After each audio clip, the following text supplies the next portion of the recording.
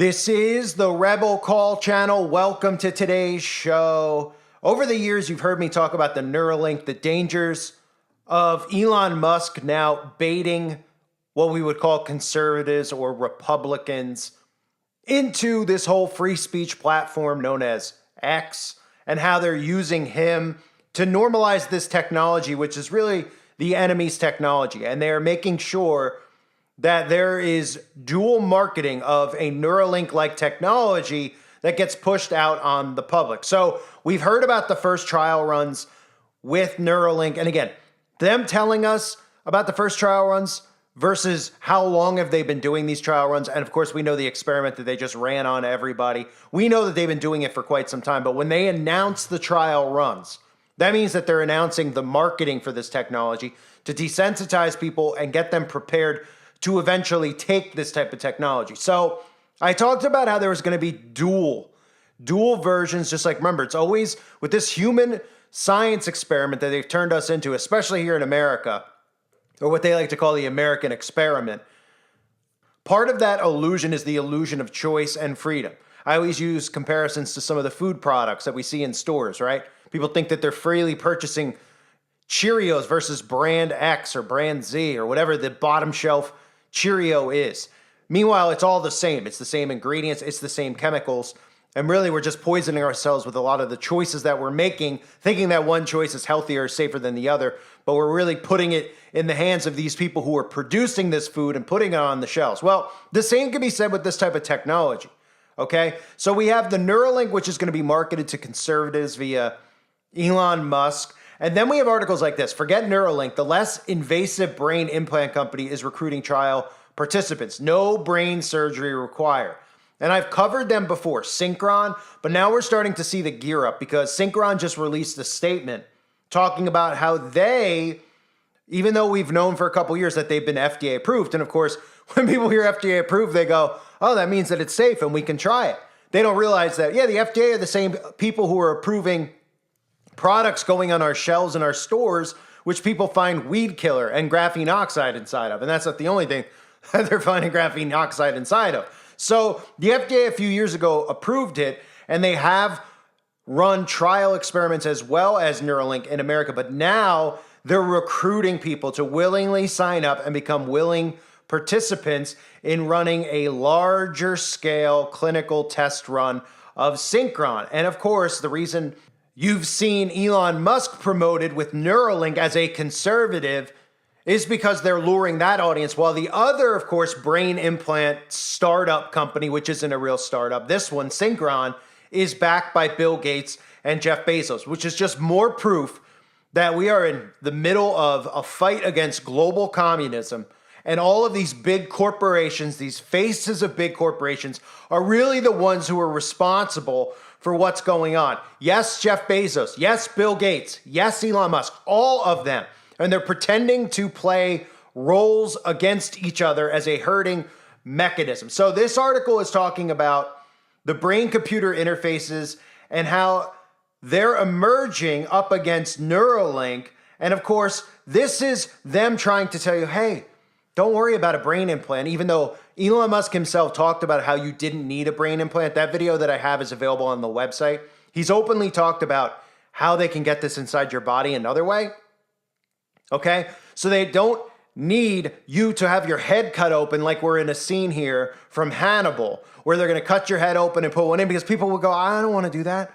But they're making people so desensitized, and they're normalizing people putting stuff inside their body, and you know what way I'm talking about, that this is how this newest one is going to be marketed to people. It's not going to be an implant. It's going to be something they can go and get. So let me play for you Synchron. If you're not familiar with Synchron, the supposed other alternative to Neuralink, which again, when you see these, alt-right media, the things and the people I criticize, they're all on board with this technology. And that's part of the big problem, because ultimately this is the technology they want to enslave you with.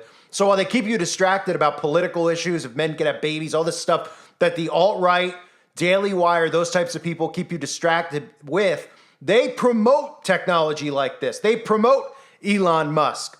And both sides are going to be in full agreement with this type of technology. And they might say, well, we got to make sure it's safe and all. and just bait you in that way. But ultimately, they'll come out and tell you that it is safe, because ultimately, this is the ultimate plan, to have these types of interfaces in your body that they can control. And people think it's a crazy conspiracy theory, but listen to it out of their own mouths.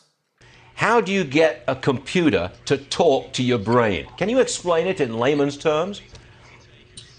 Thank you. Brain-computer interfaces are a truly revolutionary technology that promise to transform lives of millions of people suffering from paralysis. So it creates a direct connection from the brain to control external digital devices that improve independence. So hold on a second. I've got a computer, and you can link it to my brain, and you can tell my brain to make my left leg move or my right leg move. I mean, can you do that? Well, your brain right now is telling your hand to move. Once we digitize that signal directly out of the brain, we can then turn that into a command signal. Whoa. This is a real, it seems to me that this really is a breakthrough. Are you a public company? We're not. We did our Series B led by Kozler Ventures a couple of months back. And are you thinking about going public at some point so people like me can get a piece of the action? We've got a fair way to go, but we have just received the first green light from the FDA to commence clinical trials in the US for a permanent implant. Okay, so what are you trying out in America? So the implant comes into the brain through the blood vessels. The blood vessels are the natural highway into the brain. So 1 million heart catheterizations are performed each year in the US, and it's like that. It's a safe and accessible way for large-scale adoption of our technology, and we're going to begin to test that towards the end of the year. Can you give us any kind of time frame as to how long it would be before we can actually get these brain implants that work with people who really need them? Yeah, the FDA is leading globally on what the pathway looks like. We are moving along that pathway, we think, pretty fast. We think we can be into market in 3 to 5 years. The dream of controlling computers with brainwaves, known as a brain-computer interface, or BCI for short, has been around for decades. So far, most of these technologies have primarily stayed within the domain of clinical trials and studies, especially when it comes to devices that are actually implanted inside the skull itself. Synchron aims to change that. Synchron is bringing electronics into the brain in a minimally invasive way, and it's going to be useful for brain-computer interfaces, for brain monitoring, for brain mapping, and for brain stimulation. Synchron says it's been able to get around the need for open brain surgery by building off of stents and catheters, pre-existing medical devices that enter the body via the blood vessels. We enter into the jugular vein in the neck, make our way up into the brain, and then the stent opens up over that area of the brain called the motor cortex, and it communicates wirelessly with the outside world to control personal devices. The resulting implant is called a stentrode, and the full system is called the Synchron switch. Oxley demonstrated the insertion for us on a model brain used for training by doctors before they go on to perform the procedure on human beings. So I'm just going to open this, and then this is going to go up through the jugular vein, up into the brain. And now we deploy the device. Tom said that the prevalence of cath labs, places where catheter-based procedures occur, creates a good jumping off point for the stentrode to become a more widely accessible medical device. Our philosophy for a BCI to be successful for a large number of people, to be scalable, is that it had to be simple. And one way to do that is to really simplify what you're looking for in the brain patterns. And in the part of the brain that we're in, there are aggregations of activity that represent attempted movement. The antennas inside the stentrode pick up the signals inside the brain, and the Synchron switch transmits them wirelessly to perform the desired action. The simplest elements of control are point and click. Stare at it and think about moving for a long time, and it'll start zooming in. Yeah, and release. So you made a click, your first click with your brain. You're going to see videos of our patients using iOS to send health reports, to do text messaging, in combination with other accessibility platforms like eye tracking. Getting back your ability to control a personal device can be hugely empowering. Like a traditional stent, the stentrode is made to remain inside the body indefinitely. The biggest risk of the procedure is that there can be a blood clot that forms inside the device when it's sitting inside the blood vessel. But what happens over about a 90-day period, cells grow over the device and it incorporates into the wall of the blood vessel kind of like a tattoo. From that point on, the risk of blood clotting is much lower, but patients are still staying on aspirin after the device has been inserted. A common concern when dealing with any sort of internet-connected device is privacy, let alone a device that can listen to and interpret your thoughts. The privacy concerns are real. If there was to be a privacy leak, at worst, it would be able to predict as a corollary the way that you were, say, moving your mouse on a screen. And there's a history of other implanted devices like cardiac pacemakers and cochlear hearing devices that also have privacy concerns. So in this field, it's highly regulated, and we work with the FDA to meet very high standards. The 10th patient to receive the Synchron Switch implant was the last required for Synchron's current round of clinical testing, and one more pivotal trial will be required before getting market approval from the FDA. We were the first company to enroll and now complete enrollment for a human implantable clinical trial. So it's a very exciting time, and the patients that we've worked with have been an inspiration. With a less invasive route inside the brain, Synchron's technology could open up a lot of other possibilities for treatment, monitoring, and beyond. When people have seizures, they have to go to their doctor, and the doctor says, "How many seizures have you had?" And you can't actually remember when a seizure happened. So there is an absence of technology that monitors long-term brain activity. And then another big area is deep brain stimulation. And the first example is Parkinson's disease. So you see these videos of people having a brain implant, they switch on the device and the tremor stops. That typically requires open brain surgery. And so there is a need to look for less invasive examples of how we can control those sorts of conditions. And we think that the blood vessels are again an avenue that are going to provide treatment options where typically have required open brain surgery. Oxley says the Synchron Switch will cost between $50,000 to $100,000. And he hinted that the company is working on integrating AI into its technology. We're really excited about the interaction between our Switch system and OpenAI or ChatGPT type integration. So again, that's Synchron, and Synchron's claiming that it aims to restore the control of a touchscreen for patients with limited hand mobility using only their thoughts. Again, this is another form of witchcraft, which they call telepathy. Okay, look into the origins of telepathy and witchcraft. Okay, this is what they're normalizing. People don't even connect the dots between the two. They're like, whoa, wow, right? Because even Christians and conservatives out there believe that witchcraft is some type of fairy tale. Do you know how many people I preach to about this stuff? You know, I hear Christians, I hear them ministering, I hear them reading gospel, and that's all wonderful and great.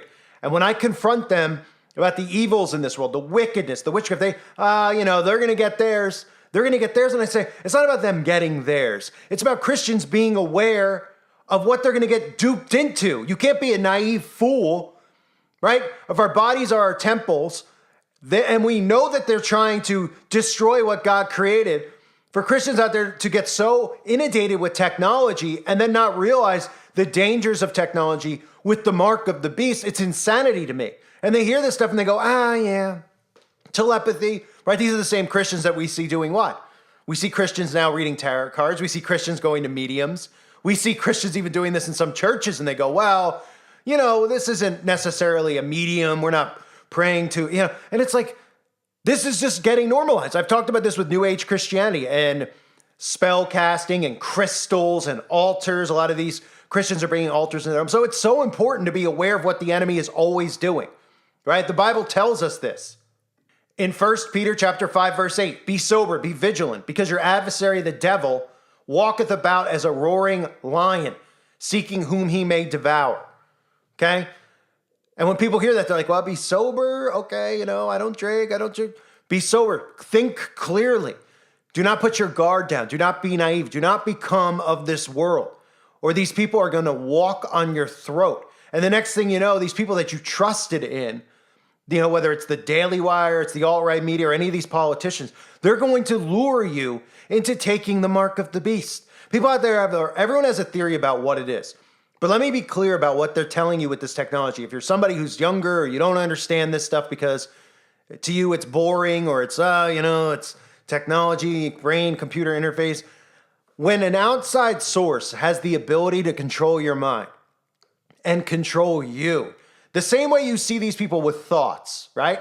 In these videos, oh, he's thinking about doing this, and it's telling the computer that, and then it's happening. It's going to work the other way. The computers, once the tech is inside of you, the computer's going to have the ability to control your thoughts and control your movements. It's not going to be you in control of the computer. It's going to work the other way. Thus, when we think about God telling us about our bodies being our temples and being sober and vigilant, because our adversary, the devil, walketh around like a roaring lion. They are looking to gain control over all of us. And this type of technology is exactly how they're going to do it. And again, I've warned people about what mind control does and how time desensitizing people and marketing ends up normalizing things of the beast, right? Think about phones. I mean, it was unbelievable. I always tell people, and I know some of you are older, okay? I'm not that old, but I'm pretty old. And when cell phones first came out, most people were like, I don't want a cell phone. Why would I want a cell phone? Why would I want someone bothering me when I'm out? Right? Teenagers, why would I want my mom and dad checking in on me if I'm not home by curfew? That was the mindset. Now the mindset, 20, 25 years later, is what? If somebody leaves their home to go to a store, even the grocery, they will turn around in the parking lot once they notice they don't have a phone. And you might say, that's crazy. It's true. The guy can't on my phone. I got to get out of here. Somebody might call me. You might go, well, who cares? Somebody calls you. Call them back when you get home. Oh, no. Because they become so dependent on it. Oh, I might need my phone to look up a recipe. I might need my phone to do this. I might need my phone to do that. Exactly. They've made you dependent on it. So when we look at this technology, okay, and we look at the fact that they're telling us, hey, it doesn't need to be implanted in you, then your brain should go, well, if they're not going to cut my brain open and put it in, how are they going to put it in? Well, think about it. They're going to shoot it into you, okay? That's very clear.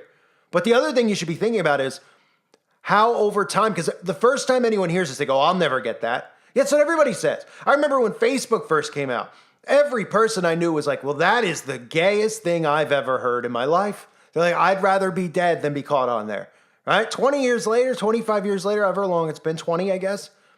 I know the majority of people that I used to be friends with are all on there. And not only are they on there, they're on there behaving like a manufactured human. They're posting pictures of themselves. They're posting pictures of their food. They're posting pictures of their kids. People who I once would have thought they would never exploit or exploit, they don't think it's exploiting them or exposing them now because they become desensitized. They've seen everybody else do it. And once they've seen everybody else do it, then their behavior adapts to that. That's what's going on around us right now. That's what is happening with behavior around us. I talk about behavioral control, BlackRock talking about this is what they've done. They've normalized these things and these types of behaviors. A lot of them are narcissistic tendencies, right? Well, think about this technology. You hear it today and you go, yeah, right. I don't want that thing in me, right? Or your wife or your friend, until your friend has some type of brain problem or Parkinson's, and they're like, well, I mean, it's that or death. I mean, they want to live out a normal, oh, okay. Then you see the benefits. You go, that's pretty cool. That's pretty good. And then as everybody gets sicker and sicker around us because of, those big towers in our town or all of that crap getting dumped on us from the sky or being put in our food, right? People go, you know what? We need this technology. Oh, and wait, what? You can live forever with this technology? Oh, you have to have this technology to buy or sell. Do you see where it's headed? So the first time these stories come out, everybody tells the same thing to me. They say the same crap. They go, never. I'll never do that. I'll never do it. And I say, just wait. Just wait because you're going to get desensitized. You're going to see story after story after story because then they spend 10, 15 years telling you stories about how this has saved someone's life, right? Then you get older. You might have some type of defect, right? Or it continues on where they say, wow, you're not thinking clear or you're dealing with depression. It goes from, oh, this person has Parkinson's to, oh, someone with depression, it has cured their mental health. And then everybody's got some form of depression because of the radiation exposure. And then you go, all right, maybe I'll get it. I'm sick and tired of being tired. I'm sick and tired of being depressed. And then you get lured into it, all because you get desensitized over a 20, 30-year period, even less now. Really, with the way technology is now, it only takes a few years. Look where we're at as far as the things we're accepting in our society. We have parents castrating their kids. And a lot of parents, parents from an outside home who don't have kids that they've castrated but identify as a Democrat, they sit there and they go, yeah, but it's a big deal. It's their kid. Let them do what they want. Whereas 20 years ago, they would have been like, no, that's abuse. Well, how do you think they got to that point? They got desensitized. That's the key to all of this stuff. Repetition and desensitizing people, normalizing it, seeing story after story, all manufactured stories of the benefits of this. Somebody who's 80 years old now feeling 20. Oh, did you know you could live 30 years longer with this tech? Oh, and everybody getting on board with it. Then suddenly realizing it, once they have this technology in them, that there'll be a day and time where they seek death and won't be able to find it because they've mixed up their genetic code and they're no longer a gift from God. They're now a gift of Satan, which is really just an imprisoned soul here on earth. That's what's going on, folks. This technology is so frightening to me. But what's more frightening about it is that I know the majority of people, when I tell them this, they just roll their eyes because they go, I'm never getting that crap. Right? And they're the same people who weren't going to be on Facebook, same people who weren't going to have cell phones, same people who now can't leave their homes without either, or telling their story, talking into the internet, into the hive mind, uploading their thoughts, not realizing what the internet of bodies is. It's incredible. It's truly incredible. I had to cover it because of this story that was out there from ZDNet about how they're already marketing the other side of this, right? Neuralink, you think about it, how many, just like when the potion came out, right? It initially came out, Dems were like, I will never take that because I think, we can't trust anything Donald Trump does, right? Then they switched people in office by design, okay? And then everybody who originally refused made sure that they were ready for it. The other people were borderline suspicious, still went and got it because they were getting mind controlled. They knew it from Fox News, etc. And away we went, right? Same thing with this. People will be like, I will never get that kind of thing. Oh, wait a minute. Musk is marketing Neuralink? I like Musk. He's a champion of free speech. He's the only platform I'm allowed to speak freely on. I trust him. How could anything go wrong? I trust him. Oh, but I'll never get the Gates one. The other side. Oh, yeah. I'll never get the Elon Musk one. I don't trust him. He's hateful. Oh, but I like Bill Gates. I'll get his. Right? Look at the global corporation as it's happening right now. Bezos, Gates, Musk, billionaires who have this type of control and influence over all of us. And all it would take is them being stopped. But unfortunately, everybody thinks it's a crazy conspiracy to think that these rich, wealthy people who really, if you've seen the video I did on Amazon, which is available on the website, you'd start thinking to yourself, you go, oh man, yeah, right. Every single thing that's getting pushed by Amazon actually makes me a prisoner in my own home without realizing I'm a willing participant, right? Drones are delivering medicine to my front door now. I don't have to leave the store to even run if I needed cold medicine. If I have a cold in the middle of the day, I don't have to get up and run to CVS. I don't feel good. I'll deliver it in an hour, right? Oh, all the stuff in my home that's helping me turn my lights on and off. It can hear my commands, so clearly it can listen to me, and on and on and on, folks. So forget Neuralink. The less invasive brain implant company is recruiting trial participants. Are you dumb enough to be one of them? Well, if you're listening to this channel, I know you're not, but plenty of other people out there will be, unfortunately. I thank everybody for being here. Hope you're all doing well. God bless you and your families as always.